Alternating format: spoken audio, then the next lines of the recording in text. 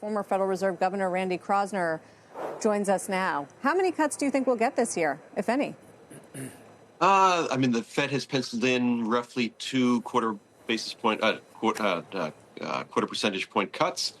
That seems reasonable, but it really depends on how the economy evolves. If we continue to get a very strong economy, and if inflation is really resistant in that, the classic last mile problem, inflation has come down a lot, but getting it to that 2% goal, from where it is now, that may be pretty tough, and so we might not get many cuts at all. So how should we think about that? Is the economy running hot? The economy seems to be running pretty darn well. The labor market's still quite strong. GDP seems to be strong.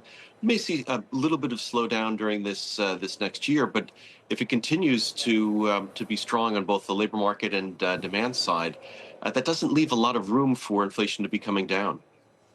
It's interesting. In a year where the Fed cut interest rates 100 basis points, I just mentioned the dollar's performance. It was up like 8% against other major currencies. Rates ultimately ended higher. I mean, now mortgage rates now are sitting at the highest they've been in weeks. So what do you think the Fed will make of the fact that as it cut rates, they've gone the other way? Well, I think the Fed understood that even though they're cutting the short rate, the long rate, the 10-year rate, which is what mortgages are based off of, was not going to be coming down dramatically. We had this unusual situation of a dramatically inverted yield curve. And although it's been that way for a number of years, that's the unusual situation, not the normal situation. So I think the short rate coming down will lead, obviously, to lower shorter-term rates and money market rates. But I don't think the long rate is going to be coming down that much. You've got a lot of investment demand because of excitement about AI. You've got a lot of concerns about continued deficit spending, and so I think that's going to lead the longer rates to stay in the range that they're in now, even if the shorter rates come down.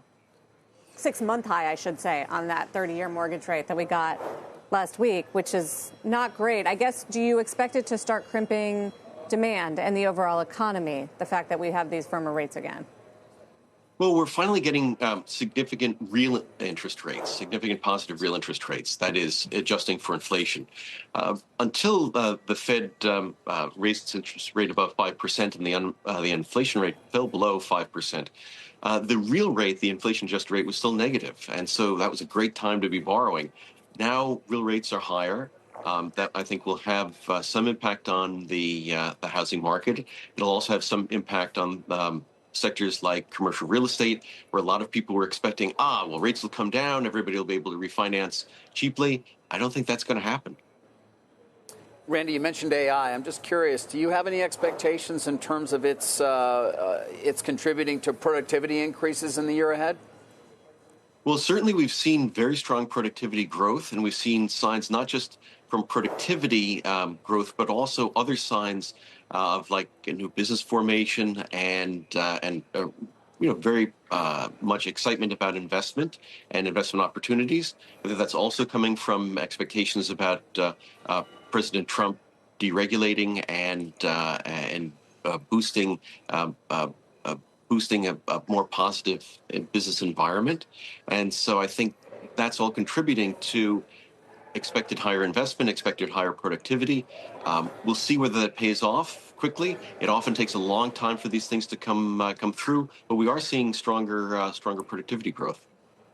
And really quickly, how do you think about the impact of tariffs? Is it a one-off inflationary impact? Is it a rolling inflationary adjustment that the Fed would need to respond to? Primarily, the way the president has talked about it is going to be a one-off. If there's a trade war, then of course you go back and forth, and things go higher and higher. But if it's just a one-off, let's say across the board, 10 or 20% tariff, that's a one-time change in the price level. That's not going to be something that'll lead to a longer-term inflation. Also, you have to remember that imports are only 15% of U.S. GDP. That's substantial, but it's much less than for most other countries. And so even a 10% tariff on that leads to 1.5%.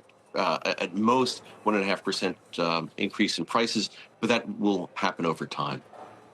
Okay, Randy, thank you. Appreciate your outlook. Randy Kroszner, former Fed governor.